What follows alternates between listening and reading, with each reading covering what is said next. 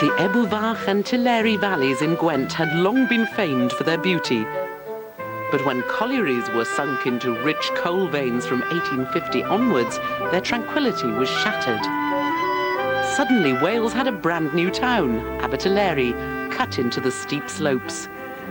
Thousands came by rail to find jobs in the pits, with a tinplate works and iron foundry adding to the clamour.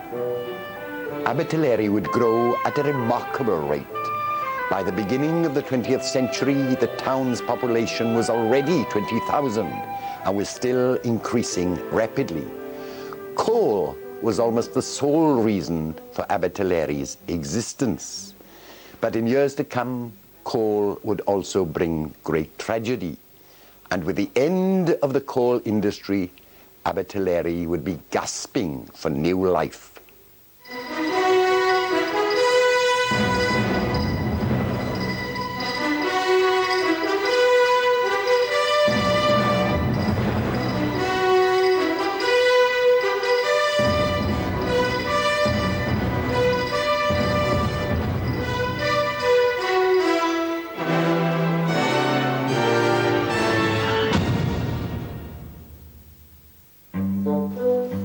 Abertillery streets hummed with life as the 20th century opened, with the town's amazing growth being boosted by major new collieries. Welsh residents were now joined by many from the west of England who surged in to find jobs. Lillian Mitten's parents were among them. They were from Bristol, and they came to Abertillery because there was no work in Bristol. And of course they were in mines here. Lillian's father found work at the newly sunk Aral Griffin colliery at Six Bells, where there were over 2,000 miners. He was a fireman in the pits, and then he studied for ambulance, and he passed all, and then he became the ambulance on top of the pits.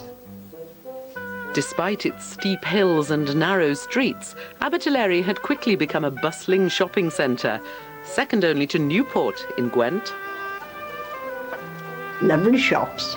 We had a Pond Lottin and a Bon Marché and a Co-op.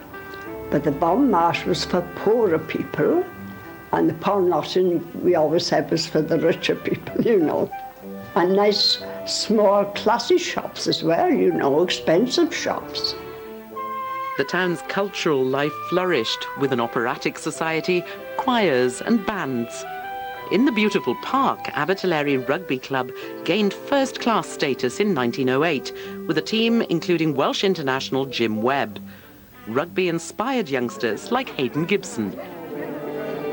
We used to play roller paper ball and we play rugby outside the Ebenezer Chapel in Park Place there. One of our friends went from there to get a Welsh cap, Albert Fear. He started playing the rugby ball with the paper ball.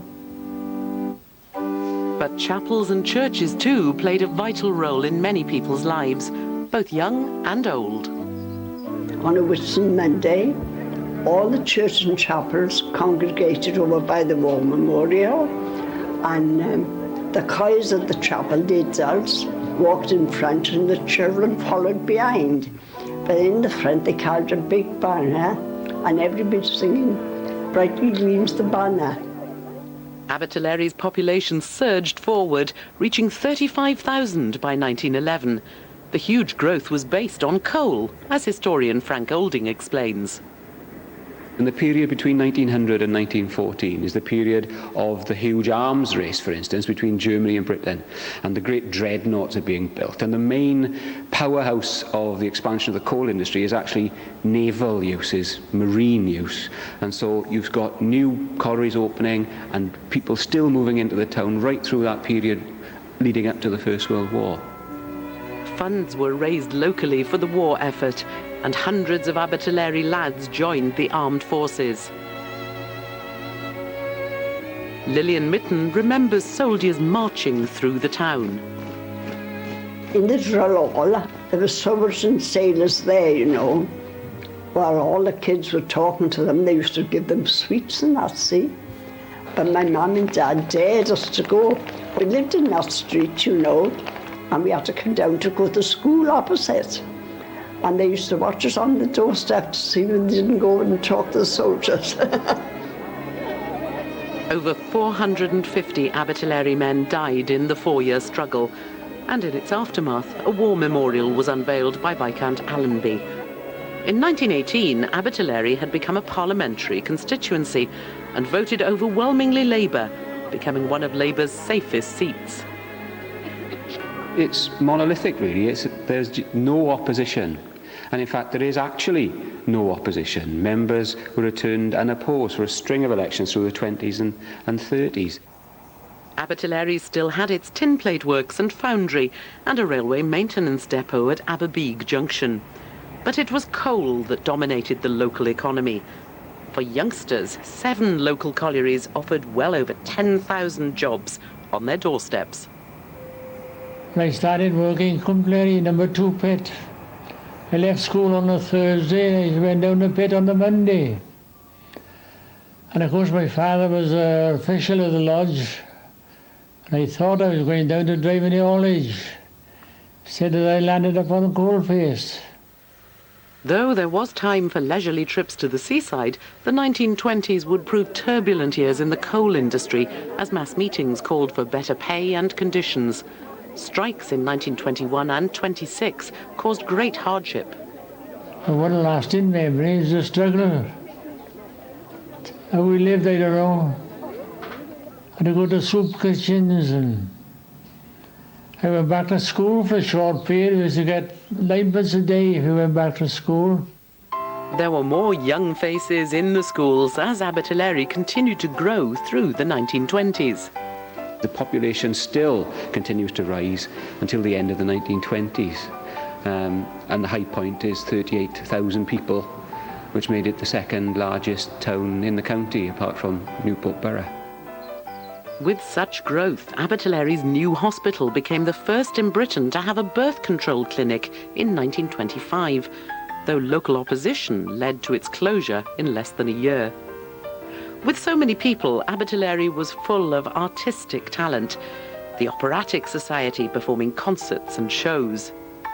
Charity efforts included ox roasts during the Great Depression of the early 30s, when collieries closed and people began to leave. George Portingale remembers days of real poverty. You had to make do in men. I remember the dad tying the top shoes with an old car tyre for school wheels, you know. So it was really hard. Money was so short in the bleak 1930s that despite heading the Welsh Championship, Abertillery Rugby Club almost folded, unable to pay its ground rent. The means test led to great anger as government inspectors scrutinised families. Any extra income meant a cut in dole money. My uncle, he was a young fella at the time, when he knocked at the front door, he used to clear the house out the back door because there was so much investigation going on. Like. Stan, I always remember him, run through the back door, up over the fence, and he was gone. The bitterness burst into violence in Abertillery and nearby Blaenau as police clashed with demonstrators. The means test riots in 1935 were a major national story at the time, where local left-wingers, local communists are behind the protests against the means test, and that of course culminates in pitched battles in Blaenau and Abertillery between policemen drafted in to keep the peace and between protesters against the means test.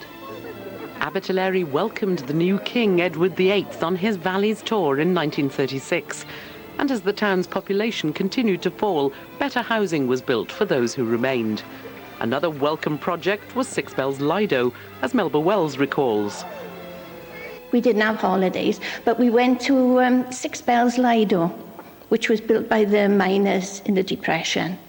And we'd have a picnic down there, and there'd be whole families there, you know. It was lovely. The economy improved towards the end of the 30s, with the Operatic Society performing Merry England in 1939, sadly heralding the Second World War. Many coal miners, a reserved occupation, joined the AARP and Home Guard, adding defence to coal production. They asked for volunteers every week then, work on a Saturday. So we were doing 6 and 7 days a week here on the coal. Then this home guard do in the evening, home guard on Sunday morning within work lot.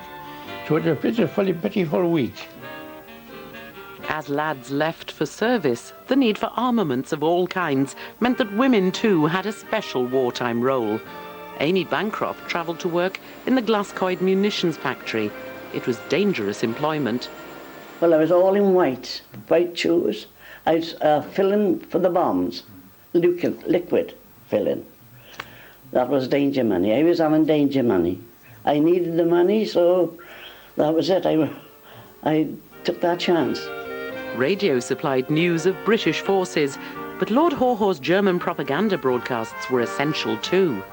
We listened to Lord Haw-Haw on our relay set, telling, I can remember them saying, he mentioned Abertillery, mentioned coming up the valley to Abertillery, so he must be a local boy.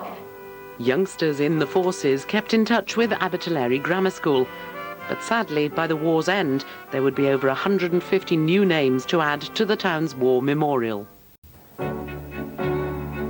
The coal industry would provide Abertillery with years of continuing prosperity following nationalisation by the new Labour government in 1947. There was a huge boost to the industry after the war, of course, and we must remember that for a long period, the end of the 1940s and through the 1950s, there was immense investment in the coal industry in this valley. You had new mines being opened, old mines conjoined, new mines opening up. For youngsters, there was plenty of work. Like most, Graham Bartlett chose mining. I left school at 15 and the majority of the boys went in the local collieries. If you lived in Abertillery, you went to Abertillery Colliery. If you lived in the Abertillery area, it was either the Vivian Colliery, Six Bells, or of course further down the valley it would have been Llanilloth. With the old Foundry Bridge rebuilt to make access easier, Abertillery's shopping streets flourished. Melba Wells had joined the staff at Pontlotin, favourite store of the better-off middle-class families, such as those of colliery officials, solicitors and doctors. You were having bigger parcels coming in from London and all these beautiful things, which we couldn't afford. But you'd see them coming in and I'd think, how marvellous. People used to come in and they'd say, I'll have half a dozen of those. And I think, oh, and they'd never even ask the price. So one of the ladies said, if you've got to ask the price, you can't afford it. So it was as simple as that. Abertillery stayed busy through the 50s and 60s. Desmond Emanuel worked at his family's sports shop and saddlery and recalls how popular Abertillery was. Well, nobody went out. I say we were the main town after Newport. Everybody, once they mention Newport, anywhere else you go in now, Abertillery, nowhere else was mentioned. Evervale, none of those places. It was always Abertillery. People travelled by rail and bus from a wide area to shop in the town, as Shirley Windmill recalls. People would make a day out and come on the railway. And the thing is, if they came and they went to some of the shops like Pontlotin, Bonmarsh, if they spent over a certain amount, they were refunded their railway money or their bus money. Cultural life blossomed. Abertillery Operatic Society was reformed after years of closure, led by Maurice David. Shirley Windmill was an enthusiastic young supporter and then a performer.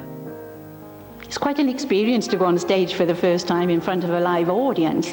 And you must remember then, the cinema dominated most of the theatres around here. I mean, we had 4 cinemas, and 2 of those changed twice a week. So, you know, it was something new to see a live show and the costumes and the scenery, you know, it was wonderful. Sport thrived too. There was huge support for Abertillery when they teamed up with Ebbw Vale to play the touring All Blacks at Abertillery Park in 1953. It was a great occasion and Martin Edwards was there. The crowd, I've never seen anything like it. I actually sat in the old wooden stand. I sat on the steps because even the stand was chock-a-block. There wasn't enough room for people to get in there. I just watched in awe of the day. It was just a tremendous day. There hasn't been many occasions that I can remember like it. The early 60s were a golden era for Abertillery rugby, with a famous pack and 3 British Lions. The distinguished players obviously started off with Hayden Morgan, who was the first one to be capped. And then Alan Pascoe, who was a legend of the town, a great rugby player. And then, of course, Alan Lewis again played at scrum half. So it was just a privilege to play for Abertillery, to watch Abertillery, because you were just treated to great rugby. Abertillery didn't win every game, but the standard of entertainment was fantastic. Though the town's tin plate works had closed in the 50s, along with the Vivian Colliery, the opening of the Abertillery new mine, linking Cwmtillery and Rose Hayworth pits in 1960, was a big boost. In the same year, however, coal brought tragedy. One night in June, Amy Bancroft was walking past Six Bells pit with her collier husband, Danny. He stood at the head of the gates. He said, "Mim," he said, "one of these days he's going to bring me up from my bed." I said, "Why is that?"